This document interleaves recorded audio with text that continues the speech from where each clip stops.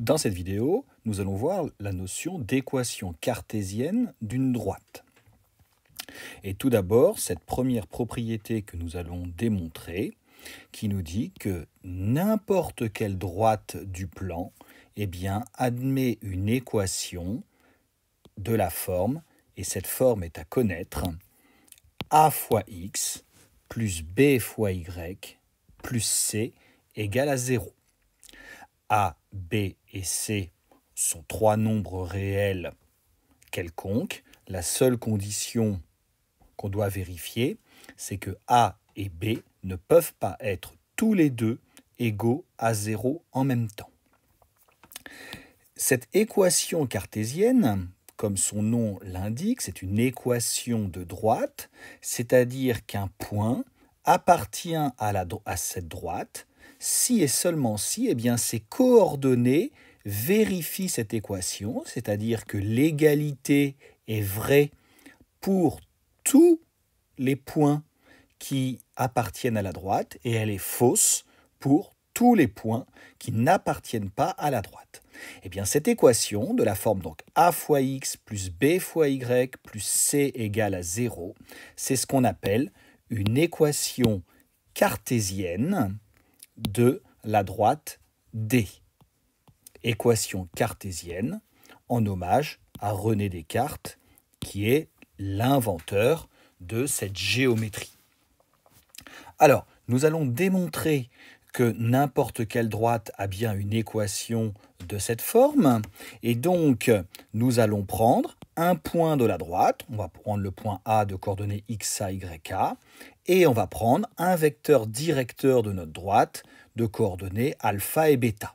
Et le but, c'est de démontrer qu'un point M de coordonnées xy va appartenir à notre droite D si et seulement si, on a une équation de la forme a fois x plus b fois y plus c égale à 0. Donc, nous avons vu en activité que le point M appartient à la droite D si et seulement si, le vecteur AM, donc de coordonnées x moins xa et y moins ya, et le vecteur U, donc de coordonnées alpha et bêta, ces deux vecteurs doivent être collinéaires. Si on fait un petit schéma, on a notre droite D ainsi, et le point M, s'il appartient à la droite D, le vecteur AM est donc collinéaire au vecteur U et réciproquement. Donc, la condition pour savoir si deux vecteurs sont collinéaires, c'est de calculer leur déterminant, et leur déterminant devant être égal à 0. Donc, c'est ce que nous allons faire ici. On calcule donc le déterminant. Donc, hop, allons-y.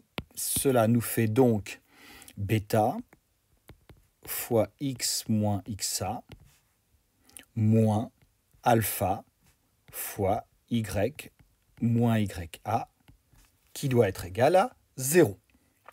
Et donc, si nous regardons un petit peu l'équation qu'on a, alors qui est une équation où il n'y a aucun nombre qui apparaît, sauf sous forme littérale, on peut regarder qu'on a un certain nombre fois x, bêta fois x. On va avoir un certain nombre fois y. On va avoir donc plus moins alpha fois y. Et puis, il nous reste bêta fois moins xa, moins alpha fois moins ya, ce qui nous donne donc un nombre, donc moins bêta fois xa et plus alpha fois ya égale à 0. Regardons, si nous appelons le nombre bêta, si on l'appelle petit a, si on appelle le nombre moins alpha petit b, et si on appelle tout ce nombre qui est entre parenthèses petit c, regardons, on a bien donc une équation de la forme a fois x plus b fois y plus c égale à 0. Donc, ce qui prouve notre propriété. Remarquons que le vecteur directeur U qu'on avait choisi, eh bien, qui avait pour coordonnées alpha, bêta, eh bien, comme alpha est égal à moins b, puisque moins alpha, c'est égal à b. Donc, ça veut donc dire que alpha est égal à moins b. Eh bien, ça veut dire que le vecteur U, il peut avoir comme coordonnées donc moins b, et à la place de bêta, eh bien, on voit que c'est égal à petit a. Eh bien, le vecteur U de coordonnées moins b a, alors ça, c'est à connaître, U de coordonnées moins ba, est donc un vecteur directeur de notre droite D. Et comme une droite, on a vu en activité, eh bien, admet une infinité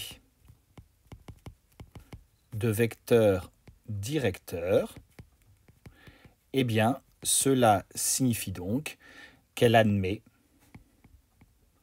une infinité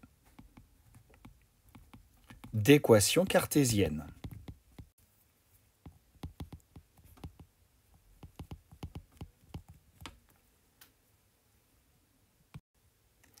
Alors, un exemple basé justement sur cette propriété. Imaginons qu'on nous demande de déterminer une équation cartésienne de la droite D passant par le point A de coordonnées 2, 1 et dont on nous donne un vecteur directeur. Cette méthode est à bien connaître. Donc tout d'abord, nous allons utiliser notre vecteur directeur. Donc D a pour vecteur directeur eh bien, le vecteur U de coordonnées 3, 2. Donc, eh bien, on va appliquer notre propriété qui nous dit qu'ici, donc, on a moins B et ici, on a A. Cela signifie donc que notre droite D a une équation cartésienne eh bien, de la forme. Donc, on connaît notre forme, ax plus by plus c égale à 0. Donc, a ici vaut 2, donc ça va nous faire 2x, a fois x, donc 2 fois x, plus by. Alors ici, comme 3 est égal à moins b, ça signifie donc que b est égal à moins 3, donc moins 3y. Par contre, on ne connaît pas encore la valeur de petit c. Donc vous voyez que simplement avec le vecteur directeur, eh bien déjà, on connaît quasiment toute notre équation cartésienne. Eh bien, pour connaître la valeur de petit c, eh bien, on va utiliser le point A qui appartient à notre droite D, si et seulement si, eh bien, ses coordonnées vérifient l'égalité, c'est-à-dire 2 fois 2 moins 3 fois 1 plus petit c doit être égal à 0. 2 fois 2 moins 3 fois 1, ça nous fait donc 1 plus petit c doit être égal à 0. Donc c égale à moins 1. Et donc, une équation cartésienne de notre droite D, eh bien, c'est 2x moins 3y moins 1 égale à 0.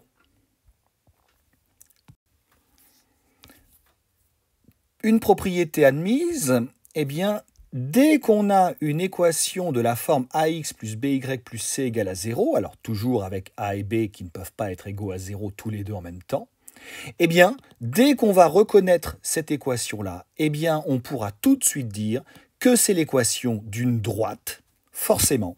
Quand on va représenter cet ensemble de points dans le plan, eh bien, ça nous donnera toujours une droite. Et en plus, on connaîtra immédiatement un de ces vecteurs directeurs, puisqu'il suffira d'appliquer aux coordonnées de U, moins B pour la première coordonnée et A pour la deuxième coordonnée. Exemple, si je vous donne l'équation x moins 4y plus 3 égale à 0, eh bien, l'ensemble des points qui vérifient cette équation dans notre plan, eh bien, c'est la droite que j'ai tracée ici, D1. On peut vérifier, par exemple, que D1 passe bien par le point A de coordonnées 1, 1, simplement par le calcul. 1 moins 4 fois 1 plus 3, eh bien 1 moins 4 plus 3, c'est bien égal à 0. Donc notre égalité est bien vérifiée. Donc le point A de coordonnées 1, 1 appartient bien à notre droite. Et si on veut un vecteur directeur de notre droite, eh bien il suffit simplement de prendre la valeur moins b. Donc ici, on a b qui vaut moins 4. Donc moins b va valoir 4. Voilà.